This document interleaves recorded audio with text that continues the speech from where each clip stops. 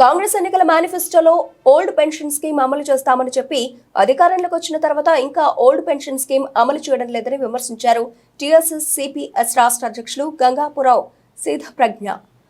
సిద్దిపేటలో ఓ ఫంక్షన్ హాల్లో యూపీఎస్ ను వ్యతిరేకిస్తూ తెలంగాణ రాష్ట్ర సిపిఎస్ ఉద్యోగుల సంఘం రాష్ట్ర ఉపాధ్యాయ పండిత్ పరిషత్ టీఎస్ ఆధ్వర్యంలో ఆత్మగౌరవ సభలో పాల్గొన్నారు.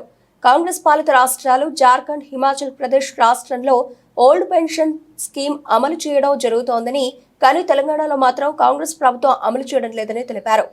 తెలంగాణ రాష్ట్రంలో ఉండేటువంటి దాదాపు 2,50,000 మందికి ఉన్నటువంటి ఈరోజు ప్రధానమైనటువంటి సమస్య, ఉద్యోగ ఉపాధ్యాయులు ప్రధానమైనటువంటి సమస్య సిపిఎస్ విధానం అనేటువంటిది. మరి సిపిఎస్ విధానంలో గత 20 సంవత్సరాల నుంచి మేము అనేకమైనటువంటి బాధలు అనుభవిస్తూ ఉన్నాం.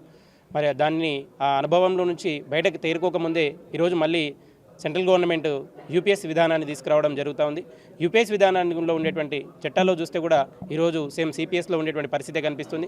ఒకటే ఈరోజు మేము ప్రశ్నిస్తున్నటువంటిది ఏంటంటే, ఎన్పిఎస్లో ఉండేటువంటి సిస్టంలో చేర్చినటువంటి వాళ్ళు ఆ రోజు పిఎఫ్ఆర్డీఏ చట్టం నుంచి సిపిఎస్ ఉద్యోగ ఉపాధ్యాయులు బయటకు రారాదు అని చెప్పేసి అన్నారు.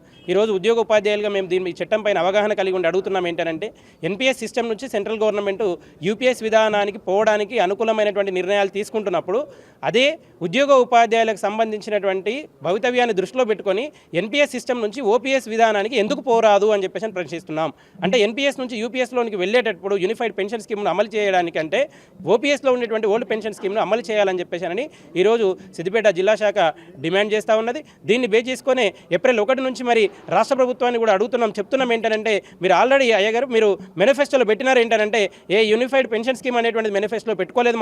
మనం పెట్టుకున్నటువంటిది ఒకటి ఓల్డ్ పెన్షన్ స్కీమ్ పెట్టుకున్నారు. మీ మీద నమ్మకంతోనే 2,50,000 మంది ఈ ప్రభుత్వం వెంబడనేటువంటిది ఆ రోజు నడవడం జరిగింది. కాబట్టి దాన్ని దృష్టిలో ఉంచుకొని ఎట్టి పరిస్థితులలో కూడా సెంట్రల్ గవర్నమెంట్ నిర్వహించేటువంటి ఏదైతే యూనిఫైడ్ పెన్షన్ స్కీమ్ ఉందో దీనికి అనుగుణంగా అమలు చేయకుండా 2004లో తెలంగాణ రాష్ట్రంలో సిపిఎస్ అనే విధానాన్ని ఉద్యోగ ఉపాధ్యాయుల మీద మోపబడింది. ఈ రోజుకి 2.5 లక్షల మంది సిపిఎస్ ఉద్యోగ ఉపాధ్యాయులు తెలంగాణ రాష్ట్రంలో పనిచేస్తున్నారు. తెలంగాణ రాష్ట్ర contributory pension scheme employees union సిపిఎస్ను తొలగించి పాత పెన్షన్ను పునరుద్ధరించాలని గత దశాబ్ద కాలంగా పోరాటం చేస్తుంది. ఆ పోరాటంలో భాగంగానే గ్రాట్యుటీ ఫ్యామిలీ పెన్షన్ సాధించుకోవడం జరిగింది. ఇక చిట్ట చివరిదైన పాత పెన్షన్ పునరుద్ధరణకై కాంగ్రెస్ పార్టీ అధికారంలోకి రాకముందు మేనిఫెస్టోలో పాత పెన్షన్ పునరుద్ధరణ అంశాన్ని చేర్చింది. ఇప్పటికే దేశంలో రాజస్థాన్, ఛత్తీస్గఢ్, జార్ఖండ్, హిమాచల్ ప్రదేశ్, పంజాబ్లలో పాత పెన్షన్ పునరుద్ధరించబడింది. హిమాచల్ ప్రదేశ్లో కాంగ్రెస్ పార్టీ ప్రభుత్వంలోకి వచ్చిన తర్వాత పాత పెన్షన్ను పునరుద్ధరించడం జరిగింది. మన రాష్ట్రంలో కూడా మేనిఫెస్టోలో పెట్టి ఇచ్చిన హామీ మేరకు రాష్ట్ర ప్రభుత్వం వెనువెంటనే పాత పెన్షన్ను పునరుద్ధరించాలని మేము రాష్ట్ర ప్రభుత్వాన్ని కోరుతున్నాం.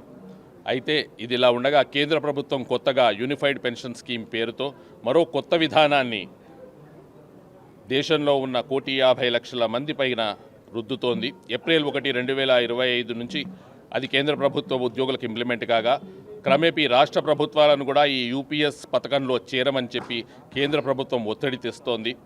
ఇప్పటికే మహారాష్ట్ర, ఒరిస్సా రాష్ట్ర ప్రభుత్వాలు యూపీఎస్ స్కీమ్లో చేరడానికి సిద్ధమై ముందుకొచ్చాయి.